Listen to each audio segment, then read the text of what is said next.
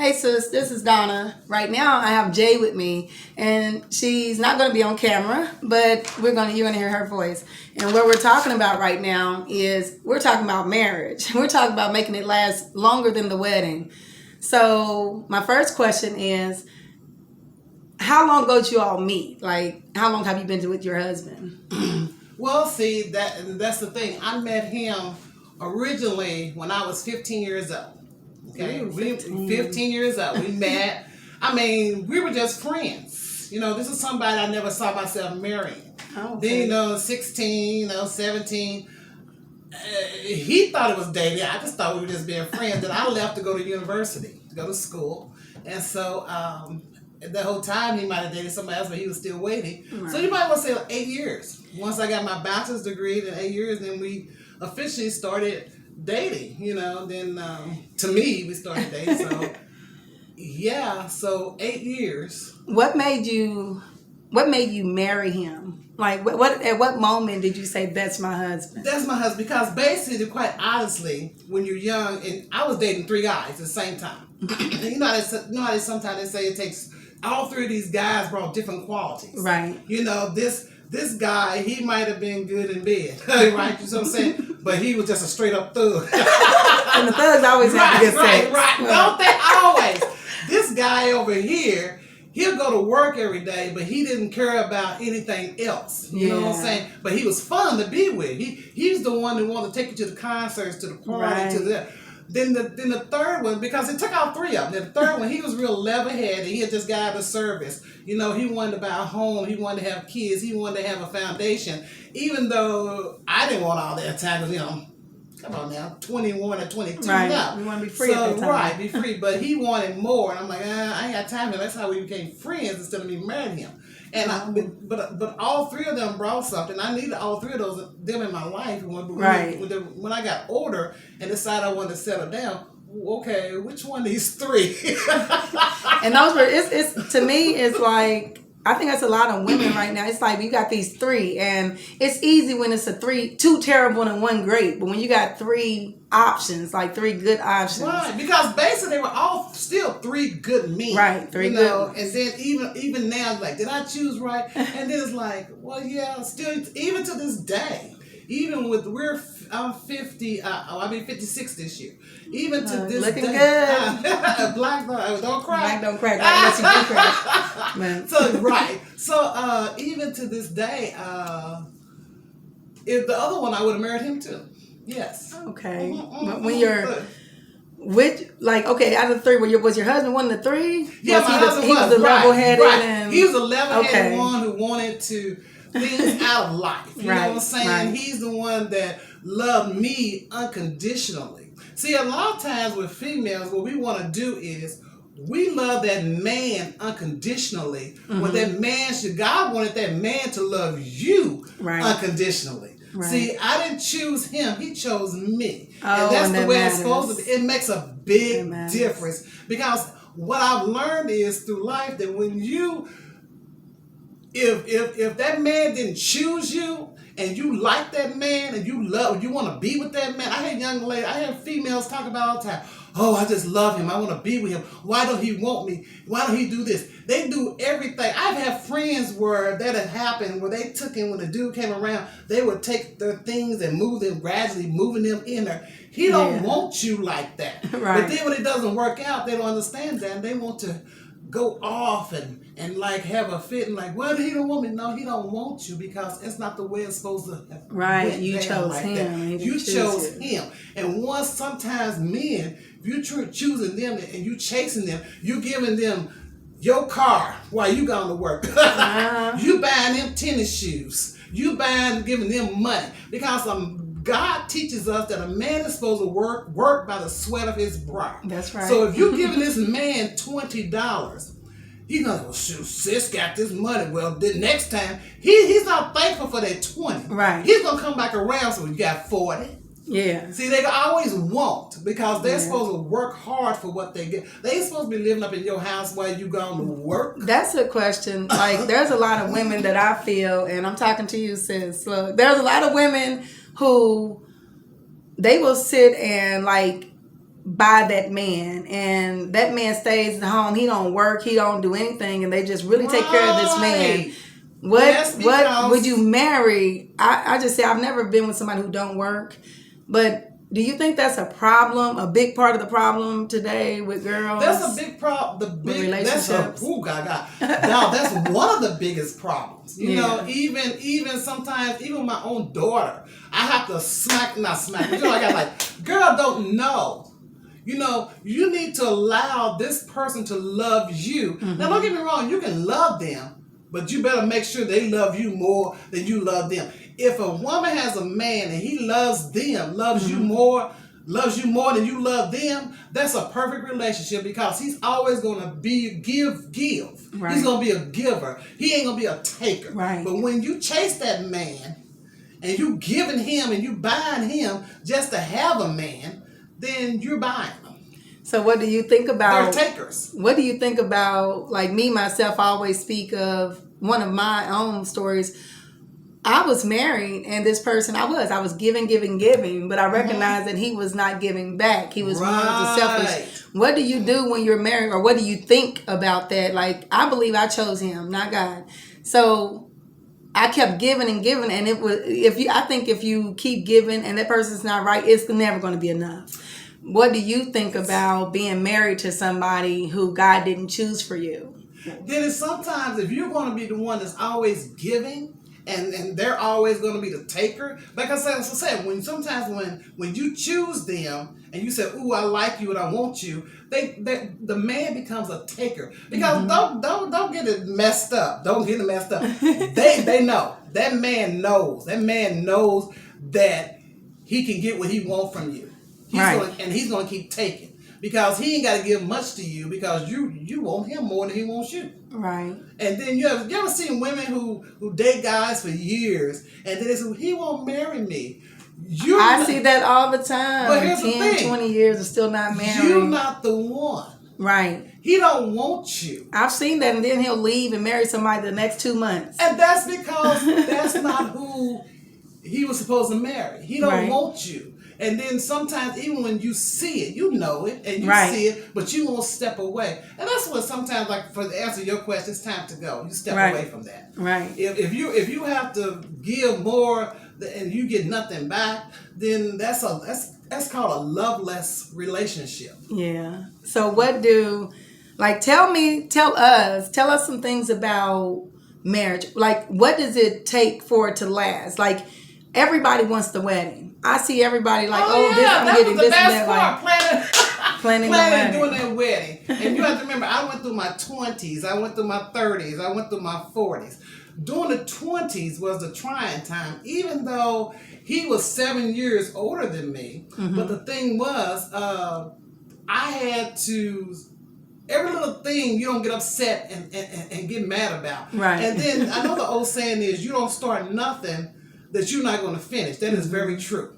I didn't start out doing a whole bunch of things because I didn't want to finish doing it. And that's true, but you have to, in your 20s, there is your battle. Because, see, in the 20s, even though he loves you so much that he wants to be possessive, and you have to learn between that possessiveness and that love, and you have to stand your ground. And that's what I had. That's how we got through. I stand my ground. Because basically he wanted me to, I don't want you to go over here. I don't want you to do this. I don't want you to. Well, yeah, I am. And, right. I learned that toward the end. I'm going to go anyway. You might not want me to. But. Because basically, it's called possessiveness. And what happens is a lot of women get tricked into thinking that that's love. Yeah. And he loves me dearly, but then he don't want me to be around no other guys. Or, men are going to be around. And they're going to be around I don't their care friends. If I go to the grocery store, men are going to be around. And for me, it became a method of control. Like, when he would say, don't go somewhere, I wouldn't go. I would tell my friends, no, I'm not coming. I don't want him to get mad and don't want to argue. And I have it became friends today that's still like that, still allowing that man to control what they're doing. Yes. And no, that's the thing. You have to stand your ground. You have to plot this out. If I'm talking now, he went down to mopping his kitchen floor. If you start mopping his floor, he ain't gonna mop it. Right. He'll say, "Can you sweep that floor and I'll mop it?" I said, "Well, I don't understand that. What does sweeping the floor got to do when you come in and mop it? Well, most people sweep it and then they mop it. I said, if I was doing it, I have to sweep it, then I mop it. Oh, well, I won't be sweeping it. So do you think it's an injustice to do everything? Like I cleaned everything, I cooked everything, I did everything. So, but in our mind, you know, we were told being younger, we were taught that we were supposed to do everything. No. I did. Here's my thing. Like I told him, I said, when I had your babies, when I had your babies, and I had to, now granted, this how good my husband was. He didn't want me to work. Okay, when I had the babies, he was like, oh no, well you ain't gonna go back to work. Okay, but the first time that I said, hey, can I have $20? What you need it for? I'm going back to work. I'm going back to work. I'm still on leave, so I'm going back to work. Then basically, I work for daycare. But he didn't care because that's the type of man he was. He paid the bills. He took care of the house. He did this. You know, later on, I said, I guess I could pay the LG&E bill. I could pay the gas bill. I didn't even buy groceries. I didn't even go to the grocery store. But he held his own on being a man. He worked. He took care of his wife. Then later on, things that I do, and see, a lot of times is the give and take thing again. When I give a little bit, but I still have to stay like because basically if I start giving too much, then he'll start being a taker too. Right. You see what I'm saying? No different. I think that's in the human nature for a man, right? Like if you keep giving, they're gonna be like, okay, well, because mine's told me you're spoiling me. I'm not gonna know how to do anything anymore. That's the dog in them. No, seriously, that's the dog in them. You can't help that. You can't unleash that dog. You gotta leave that dog there, because the biggest dog they're gonna be is be a hoe. Now, then that's one thing, but you don't want to unleash the rest of the dog in them. I think I answered your question, did I? Yeah. Okay. Yeah. So, what do you think? I know there's not just one key to marriage. You talked about the 20s on standing your ground. So, ladies, stand your ground. Stand your ground. Don't start what you're not gonna finish, and don't make them lazy. And that's right. My 30s. We got 2 kids now. Okay, because I had my kids, like I said, I was in university and stuff like that. I didn't, like a lot of people say, I wanted my kids before 30. That was any woman. I wanted my kids before 30. I had my first son at 27. That was old enough for me because I was enjoying myself. But people were like, when you have babies or when I get ready? Right. I mean, they ain't going nowhere. Right. Live your life. Live your life. Don't rush. We lived our life. We early 30s lived our life. We enjoyed ourselves. But now we got these babies. That's the 30s now. So they're had 27 and 30. And one at 27, one at 30. So now the 30s are we living our life. This is where it gets a little tight. Money gets tight because you're trying to take care of these kids. You're trying to do this. You're trying to figure out your job's not doing this, or that's a stressful time. But anytime that you've got stress, you gradually help them, but then you'll still allow him to be a man. Yeah. That makes sense. That makes sense. Right. That was the 30s. You didn't take, because black men get slapped around at work. Okay? Yeah. Wherever they work at, whatever they do, the man don't like them to begin with. I'm talking about the people. Right. They always trying to hold them down. Or they always doing something to them. They don't want them to have this job, especially if they got a good job. They don't really want you to have it. So they got a lot of stress. So basically, I would spoil him in other ways, but not financially. Right. You see what I'm saying? You know. Right. Like I believe at a point of. I felt like I should be a man's peace. I try to do a thing that the Bible says do, but it's like I'm being your peace, but then don't take that for granted, because like I'm being your peace, but yet you're being my thorn.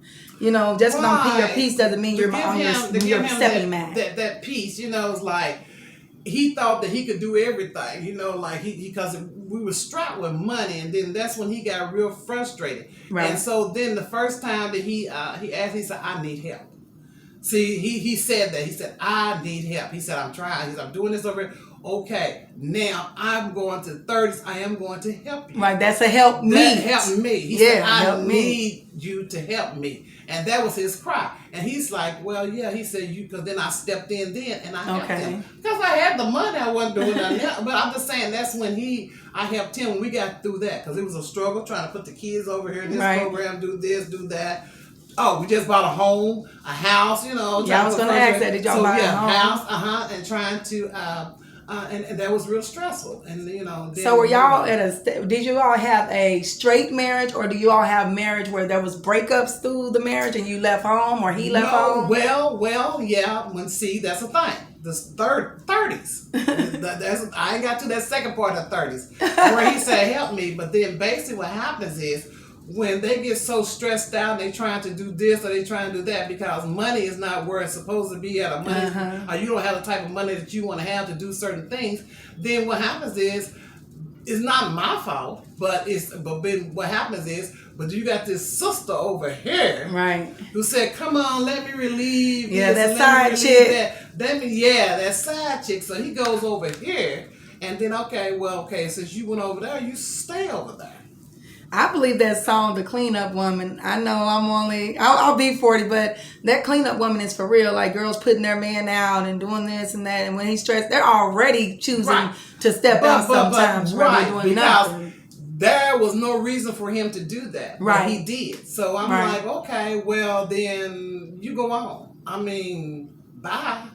And when you left, but see, I don't know, he said, well, you just gonna let I ain't got time for that. Right. I said, we're here, we're trying to work it out, but you want to go over here and you want to whore. If you want to go over and do that, then leave me alone. Take everything you own and take it with you. Did he leave? Yeah, no, that's the thing. He wouldn't leave. And finally, when he's like, I said, I said, you got to go. And then I had to actually call the sheriff. I had to actually get him out, and that was our breakup. Oh, because see, you remember the baby? She was my daughter had drank this specialty milk. Yeah. $80 a month. You have to realize this is early 90s. Right. That was a lot. Yeah, $80 has a lot of money. $80 a month. That was one distress. Mm-hmm. But she drank more than that $80 worth. Right. You see what I'm saying? Right. Then they go to WIC, they tell you, well, you make too much money, you can't get WIC. Right. You can't get this, you can't get that. I couldn't get any supplemental help. Right. So then I'm like, oh my gosh, and then you got car payments, and it was just stressful, but see, a lot of men, he went to another woman. Mm-hmm. And so this woman's whispered in his ear, like she's all this, all that, but then bye. One thing about the side chick, I'm going to interrupt 1 second. It's like, I always tell people, whether you're a side chick or a side man, the side chick always has time to look pretty. She's always got time to get ready and be in lingerie because she's not there with the kids. Right. She's not there taking care of them and dealing with the crap. Money. Right, and she can't give him money. Yes. She got time to do all that. That side chick was doing what I was talking about earlier to not do. Right. Don't allow the men. Don't let them be takers. Right. And so that's what she was allowing him to do, just so that he could be with her. Well, then that's the thing. She was bothering me, calling me on my job. I'm like, oh Lord, no, honey. Let me call the AT&T. Look, somebody's calling me on my job because you calling on my job now. But that was a thing, and so we got through that, and that's what that was a growing. See, men don't get grown till 45. I believe that. Men don't get grown till 45. Mine is 47, But then again, if you want a relationship with her and have kids and stuff like that, you have to date them a little younger. But they don't. And see, then his friends over here are single and they moving and shuffling. Right. But then he realized what he really wanted. And so then we got back together. But then it's been okay ever since we got back together. Yeah. So because he already know I'm not taking your bull. So that's what I was gonna say. Do you think if you just let him stay and never, if you do you think if you never put him out or you never walked on, that he would continue to have done those things because he didn't see a consequence? Any man. Whatever you allow, not just men, but in life, whatever you allow anybody to keep doing to you, and you don't speak up about it, and if you don't say anything, if you allow them to do, especially now, this is when a man, like I told you, you gave that man $20, he gonna turn around and want 40. Right. Whatever you allow him to do, he's gonna come back and he wants more. And I believe that. And they're going to keep on doing you and doing you wrong. Right. And then we're going to say, well, that's okay. But then I had to stand my guns. You're not doing me wrong. Mm-hmm. The problem was, my son, what he saw was, my son wanted to play football. Well, okay, you running around the street with this over here and doing this over here. Guess what I did? I found another man to take him to football practice and teach him how to play because he's going to play. Because I'm over here taking my daughter to dance. I went on about my business. Right. You kept coming back to me. Right. And so, like I said, in basing all, and then here's the crazy part. I know this is going to sound crazy. Even with him having the side chick on stir, but he was still a good man. I still say this, you could be a good man. I feel like you can make a mistake, but don't keep making that same mistake over and over again. Right. And so then that was the thing. He was still a good man because personality and nothing changed. Mm-hmm. It's just that he just felt like he needed something more because of the stress that he was under. And evidently I wasn't giving it to him. And it had nothing to do with you. To me, it had nothing to do with me. Right. But because she came after him. Right. Because then I knew that for a fact because basically if you're going to sit here and keep bothering me, yeah, you chasing this man. Yeah. So I'm like, whatever. I mean, I just wasn't going to go for it. But like I said, after that, then he was like, no, and then now we older, we with the grandkids and now stuff's another phase, the 40s. 40s was okay. We travel. Now the kids are older, getting them through college and stuff like that. So we started traveling, started enjoying ourselves more. Right. And then like now, COVID, he don't get on my nerves. Like, you know what I'm saying? Yeah, I tell people, look, I was one of the COVID relationships that didn't make it, but I think COVID was kind of good and bad. It was a thing where you begin to see you spending more time with your family. People learn how to cook who didn't know how to cook. You start to see a lot of things. And his wife learned how to cook.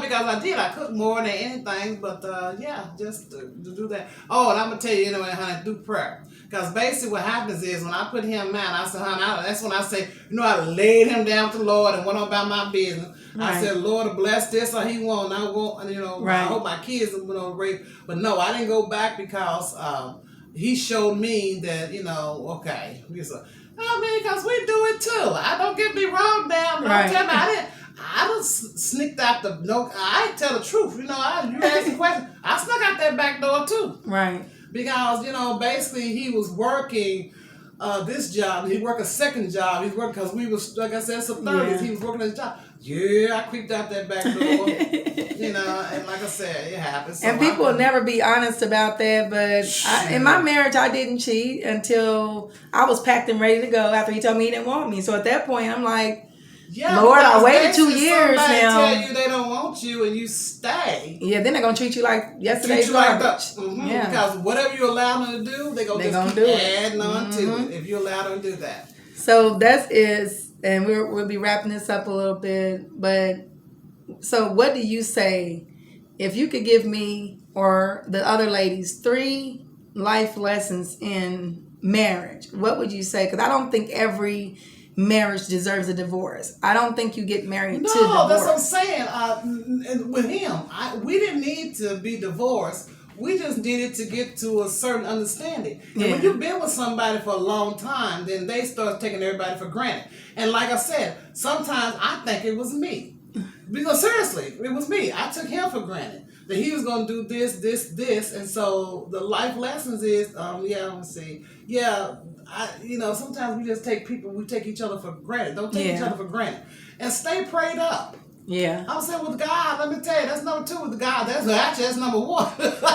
with God, all things are possible with God. But if that's the right person, now you don't want to be on your knees praying for something. And sisters, we have to pray for our husbands. When they go out here in the world, they battling a lot of stuff. If you got a good man, and you pray for that man. Right. You pray that you pray for him, you pray for yourself, and you pray for your family. Right. You pray the Lord, and you even pray for him not to they have a book that's called Praying a Woman's Prayers for My Husband. Yeah, you ever seen that book? Where you have to buy that, read a few of them out there because basically that book is telling you, you pray to keep him away from other women. Right. That's the devil. They're going to come after this man. Whenever Satan sees you having problems, he's going to send somebody. You having somebody good over here that's doing this over, they're going to come after that. Yeah. Yeah, because they think they're going to treat them the way they're treating you, which is not always the case. No.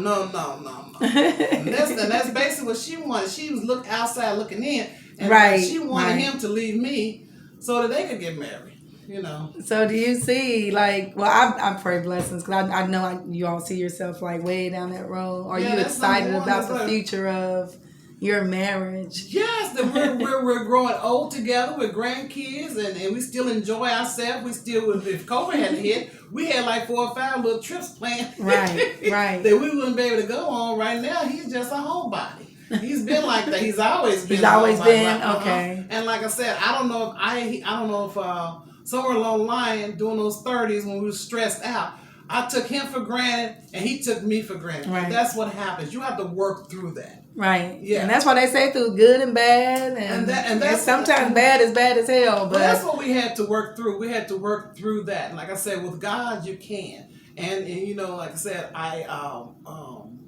like he went to one church, I went to another church. But then sometimes you gotta keep him away from those demons too. You know what I'm saying? Yeah. So yeah. So like I said, we worked through that. And that's how we done that. Well, that's number one. Yeah.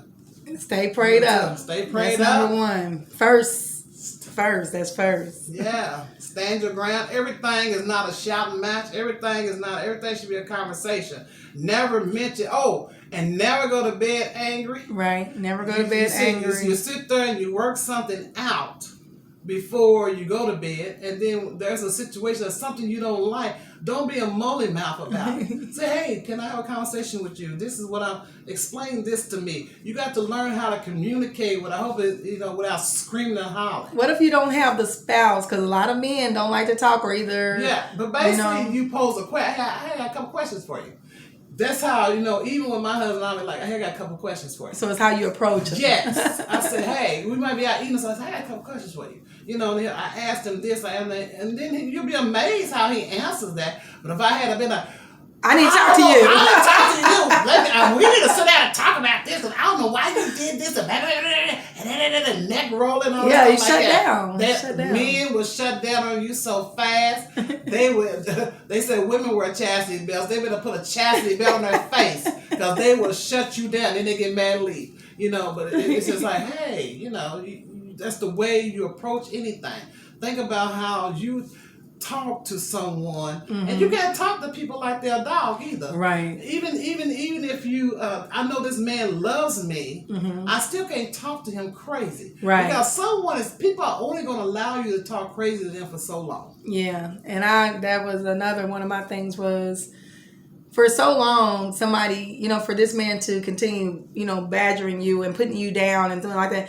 And he would always say, you ain't going nowhere. But Right. I got tired. Eventually people get tired, And that's the same for men. So ladies, watch how you talk to your man. Men, watch how you talk to your ladies. And keep God first. Stand your ground. And the final... Let's see. I'll say this.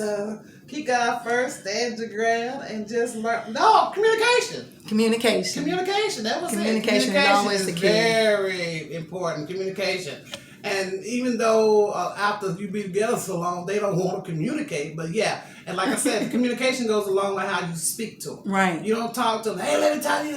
No. If you felt that's the right man for you, and then most men listen and they'll come back and they'll answer. Just pose it as a question. Right. Hey, I got a question.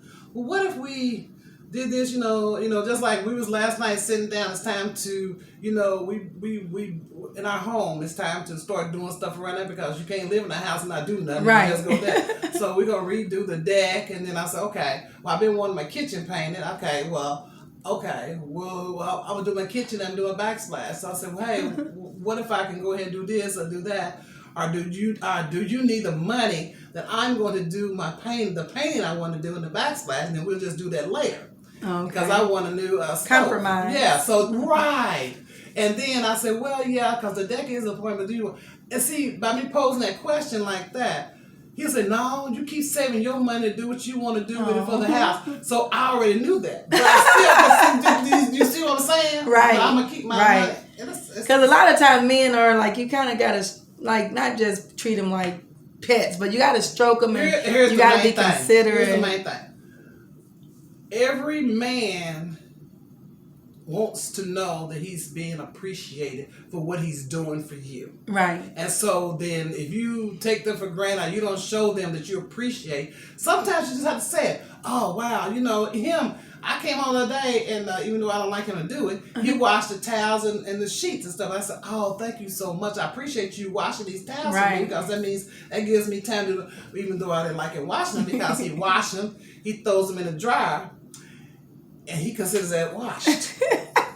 You know, now there's a folding up period. Right, you know, right. But hey. Right, he did that. We're going to appreciate that. I was just telling a friend of mine the other day, she said, yeah, I told him, let me throw it. If you're going to wash, then you wash. You took and washed those stuff, and you just threw it in the dryer. I said, why don't you just say thank you? And everything's not a battle. Everything's not a battle. Everything's not a battle.